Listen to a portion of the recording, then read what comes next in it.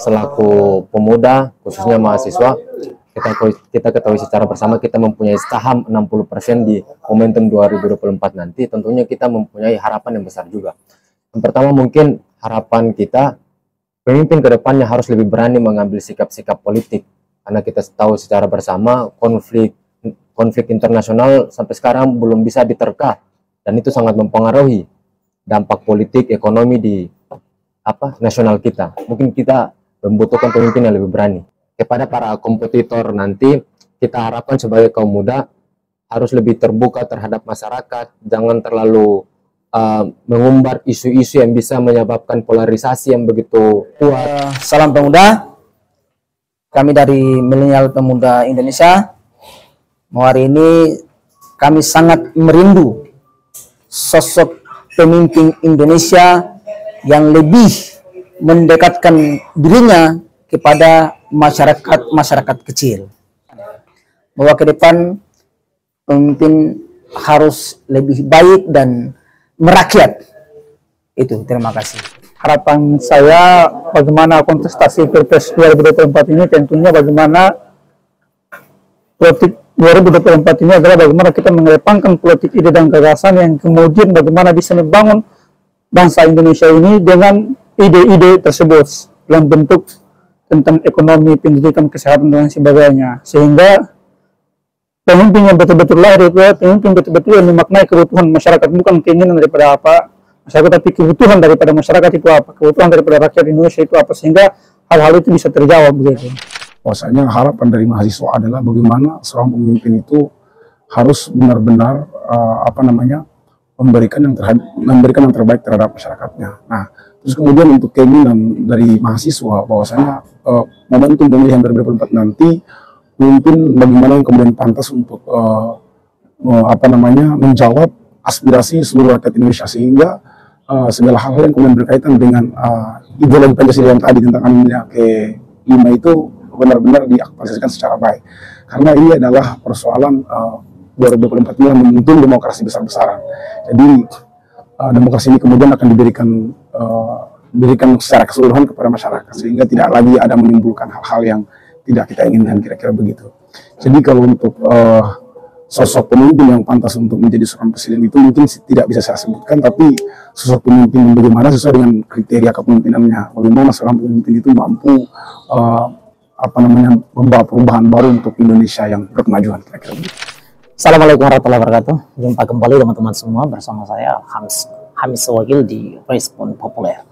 Teman-teman semua, barusan Anda menyaksikan tentang persaksian para teman-teman dari kalangan mahasiswa atau pemuda Indonesia yang sudah memberikan tanggapan mereka menyoal soal bagaimana harapan terbesar mereka dalam konteks kita melangsungkan politik demokrasi di 2024 dan seperti apakah sosok pemimpin Indonesia 5 tahun ke depan yang akan nantinya dihasilkan melalui pemilu tersebut.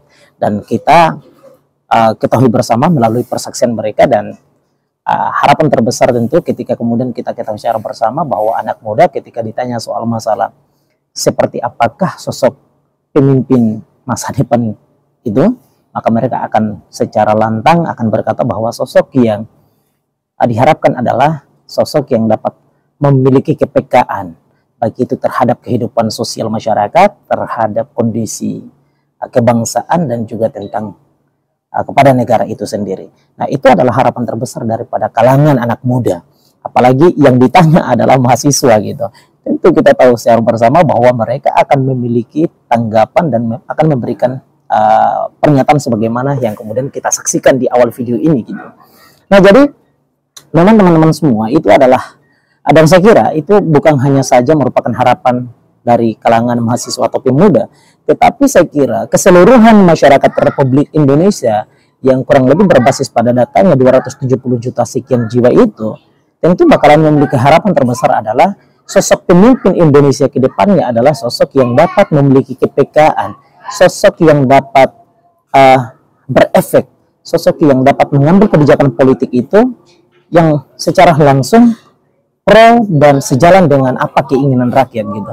Dan saya kira ini adalah harapan terbesar masyarakat Republik Indonesia, dan tentu itu adalah merupakan cita-cita terbesar kita juga di dalam konstitusi itu sendiri, bahwa upaya kita di dalam konteks bernegara dan menjalankan kelangsungan kemerdekaan kita adalah tentang bagaimana melakukan upaya untuk menghadirkan kebijaksanaan-kebijaksanaan yang itu berkaitan dengan kesejahteraan rakyat Indonesia, dan itu adalah penekanan daripada konstitusi itu sendiri. Oleh karenanya, yang kita harapkan melalui pemilu besok adalah pertama, perannya ya, bahwa sebelum kita masuk dengan hari H di mana kita mencoblos siapa yang tepat untuk melakoni Indonesia ke depannya, tentu yang kita harapkan adalah jauh sebelum itu para kandidat-kandidat ini, para kompetitor-kompetitor ini, para capres dan cawapres ini itu bisa memaksimalkan kesempatan yang ada untuk memberikan edukasi-edukasi kepada masyarakat. Bisa memaksimalkan kesempatan yang ada untuk memberikan edukasi-edukasi politik kepada masyarakat. Sehingga yang kita harapkan adalah sebagaimana tadi ya, salah satu di antara mahasiswa itu memberikan persaksian bahwa yang kita harapkan pemilu 2024 itu adalah berbeda dengan 2019 gitu. Yang dimana adalah terjadi polarisasi dan terjadi dikotomi rakyat di sana. Oleh karenanya yang kita harapkan adalah pemilu 2024 ini adalah pemilu yang dilangsungkan dengan berbagai macam edukasi politik yang sangat teredukasi tentunya. Pemilu yang kita harapkan besok adalah pemilu yang penuh dengan edukasi. Pemilu yang kita harapkan besok adalah pemilu yang penuh dengan muatan-muatan politik yang menyatukan bangsa. Tidak lagi kemudian membuat bangsa ini terbelah. Kita memang amat sangat bersedih. Dan sungguh kita sedih ketika kemudian melihat bangsa ini menjadi terbelah karena soal masalah kepentingan yang berbeda saja. Yang kita harapkan adalah dalam konteks memilih pemimpin itu adalah barangkali bisa berbeda. Tetapi yang menjadi substansi daripada konteks kita bernegara adalah yang kita inginkan setelah pasca politik pemilu itu, rakyat ini kembali lagi mengeratkan tangan, kembali lagi mengeratkan persatuan. Itulah cita-cita terbesar kita.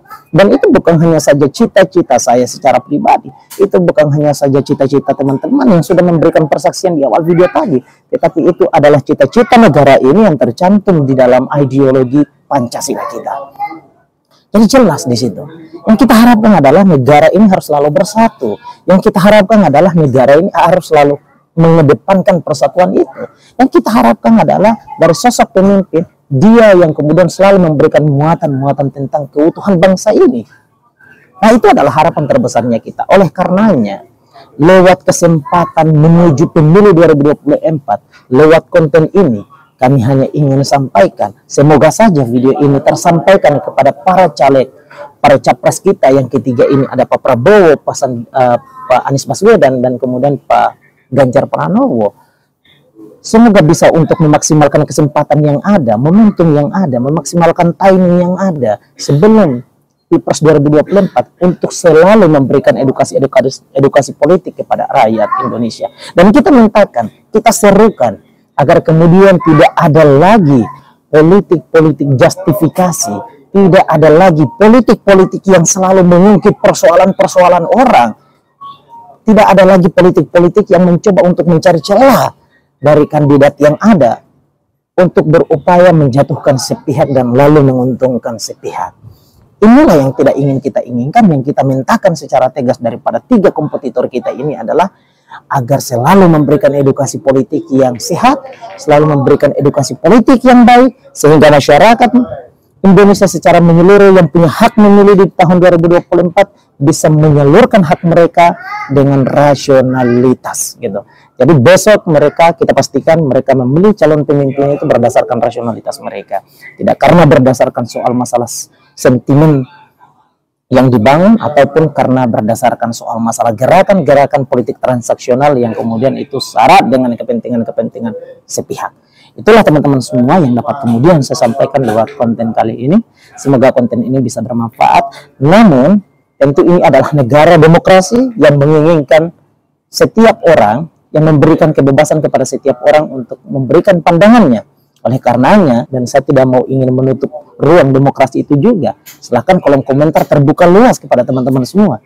Berikan pandangan teman-teman semua menyangkut soal masalah hal ini. Bagaimana tanggapan teman-teman semua? Apakah teman-teman punya pandangan yang sama sebagaimana kita? Ataukah kemudian teman-teman memiliki pandangan yang justru berbeda? Silahkan teman-teman semua. sampaikan pandangan teman-teman di kolom komentar.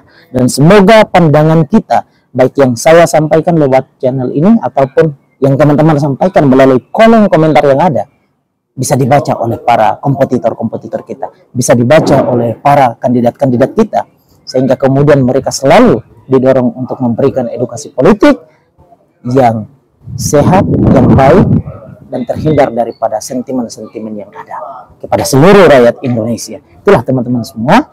Kepada Anda yang belum sempat untuk subscribe channel ini, silahkan subscribe channel ini, dan kita pastikan channel ini akan selalu menjadi channel yang teredukasi kepada kita semua, kepada bangsa Indonesia. Terima kasih teman-teman semua. Itulah yang dapat saya sampaikan pada kesempatan hari ini. Assalamualaikum warahmatullahi wabarakatuh.